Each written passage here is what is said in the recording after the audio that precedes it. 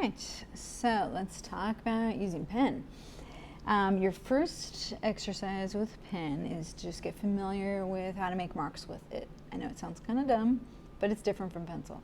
One of the main and traditional ways that we use pen is for hatching, okay? Hatching just means that you're using lines that are going to be kind of parallel to each other to create your shape. The hatch marks will create value. The closer together they are, you get a darker value, and then you spread them apart to get a little bit of a lighter value. We're going to get into the value part a little bit more in the next section, and we'll talk more specifically about your pen. Just one word, you are using good technical pens. The pen that you have is designed to give you the same amount of pressure with same line without having to push harder or change pressure. If you push hard on your pen, the tip will just like disappear inside the metal part. If that happens, feel free to do this exercise with a Sharpie if you have one, or even just honestly like regular drawing pen. I don't have one handy right here, sorry. Or not even drawing, like pen you write with, just a pen that you use for doing assignments. That's fine, okay? Whatever kind of pen you have, but I did give you one good actual technical drawing pen to experiment with. Just make sure you're not pushing down real hard with it. All right, so as we hatch, I'm using a thicker pen right now than I normally would for drawing with hatching. But the other thing we do is we cross hatch, okay? And once again, that just means we're going across with hatch marks. What you do want to do is practice going at a little bit more of a 45-degree angle. Okay? And that's a way to get an even darker value. Okay? Hatch marks can change shape. They can go from bigger to smaller. They can travel a little bit.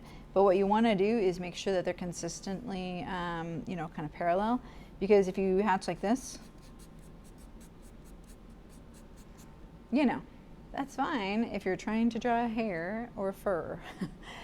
Your eye, it's kind of a visual trick. Your eye will accept hatch and crosshatch as value. This, when it's kind of random, your brain will try to like make that into like a texture.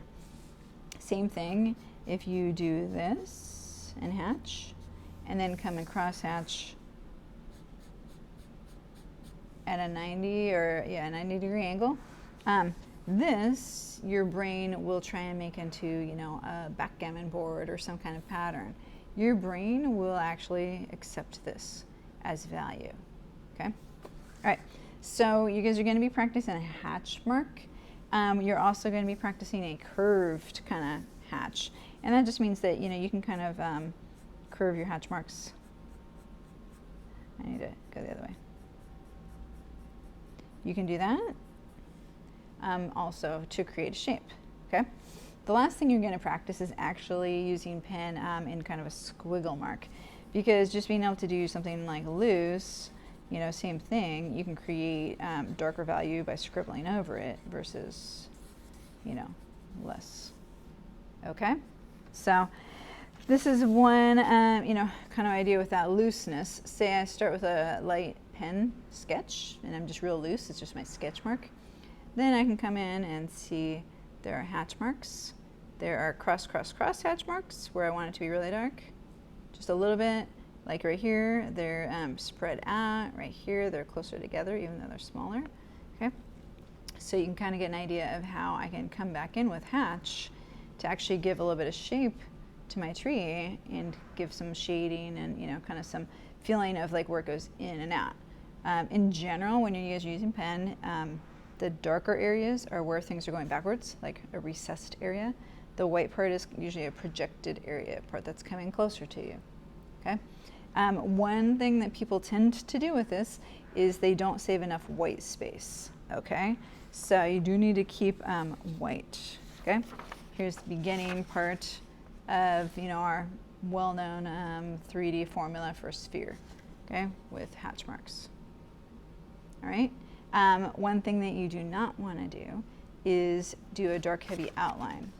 You do not want to do that. See here, there's no outline. the area is created, the edge is created by hatch marks. But we'll get into that more later. Okay, so what y'all are gonna do, I'm gonna put this PDF in your assignment, but you're gonna copy this freehand, not copy. You're gonna do your own version of this. So this is a pair 3 ways. First pair is traditional hatch marks. You can see that they are parallel and straight. Second pair, see the curves. So kind of trying to go along with the shape of the pear. They're slightly curved, but still hatch marks, just with a slight curve. So you can kind of see the difference that you can create with that. Okay, last one is just scribble. People tend to go overboard. There's barely any white here. So you can, the basic thing with pen, you guys, is that you can always come back and add more, okay? If I decide that I need to add more, obviously here, but if I need to make something darker, I can come back. I can always add another layer.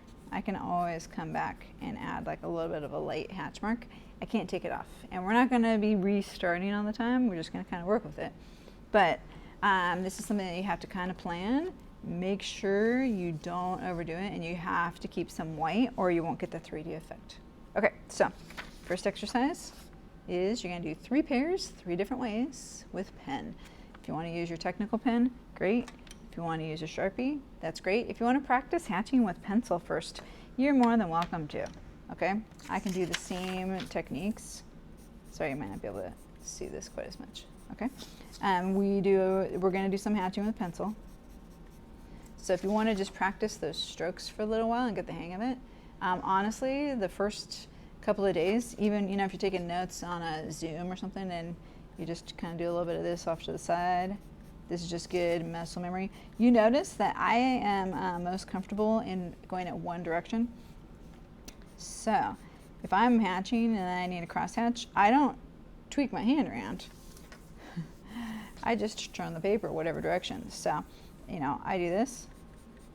If I'm gonna do some more, I rotate it. Sorry, I'm running into my support here. So my consistency stays the same. I just rotate the paper.